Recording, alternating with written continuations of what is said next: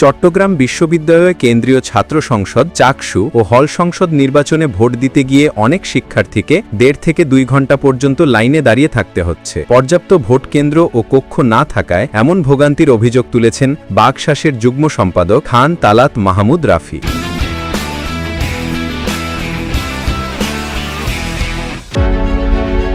বুধবার 15 অক্টোবর দুপুরে আইটি ভবন ভোট কেন্দ্রে ভোট প্রদান শেষে সাংবাদিকদের তিনি বলেন, সুবিধা থাকা সত্ত্বেও ভোট কেন্দ্র ও কক্ষ বাড়ানো হয়নি। এটি এক ধরনের পরিকল্পিত দীর্ঘসূত্রতা যা নির্বাচনী প্রক্রিয়াকে বাধাগ্রস্ত করতে পারে।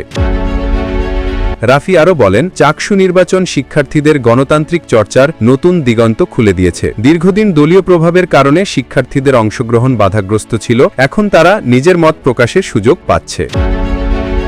নিউজ ডেস্ক, আজকের খবর 24 বিডি।